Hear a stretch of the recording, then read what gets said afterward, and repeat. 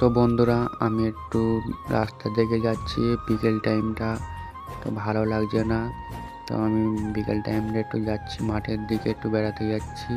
তো সকাল থেকে অনেক রান্না বান্না করছি, কিছুই ভালো লাগছে না, তার জন্য একটু মাঠে বেড়াতে আসলাম। আর এখানে আমার একটা দিদি আছে, মামির মেয়ে, আমার ভিডিওটা দেখে বলে খুব সুন্দর হয় ভাই। তো আমি এই ভাইটার ভিডিও দেখি, আমার খুব ভালো লাগে।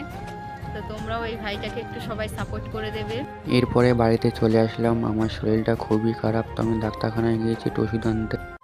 ডাক্তারের কাছ থেকে বাড়ি চলে আসলাম। সন্ধ্যের টিফিন করব মাংস রেখে দিয়েছিলাম একটুখানি, তো সেটাই পকোড়া করব। তো সেটা কুচি কুচি করে বেছে নিয়েছি। এবারে একটু নুন দিয়ে একটু সিদ্ধ করে নেবো। সিদ্ধটা করে নিচ্ছি, দেখো কীভাবে। আর সবার আগে একটু আদা রসুনটা একটু বাছা কোটা করে নিচ্ছি, মানে আদা রসুনটা দিয়ে পিষবো আর কি, মশলাটা মেশাবো ভালো করে। আর তার আগে একটু শিলে পিষে নিচ্ছি। দেখো আমার পেশা হয়ে গিয়েছে, মাংসটাও সেদ্ধ প্রায় হয়ে গিয়েছে, লাভিয়ে ফেলেছি দেখো মাংসটা, সিদ্ধ মাংস। আর মশলা মাখানোর আগে তেলটা দিয়ে দিচ্ছি গরম হোক। সিদ্ধ মাংস একটু লবণ দিয়েছি, একটু হলুদ দিয়েছি, একটু জিরে কোটা দিয়েছি, একটু লঙ্কার গুঁড়ো দিয়েছি, আর লাস্টে একটু আদা রসুন দিয়ে ভালো করে মিক্স করে নিলাম। তো দেখো কালারটা কত সুন্দর এসছে। এবার আমি গরম তেলের উপরে এটা ভেজে নিচ্ছি।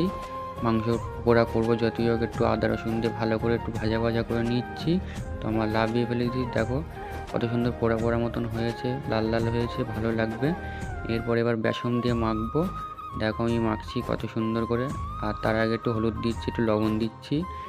আর দেখো আমি মেখে একটু একটু করে দিচ্ছি পকোড়া। দেখো পকোড়াও হয়ে গিয়েছে। আর একটুখানি ধনে পাতা ছিল, সেটাও একটুখানি করলাম।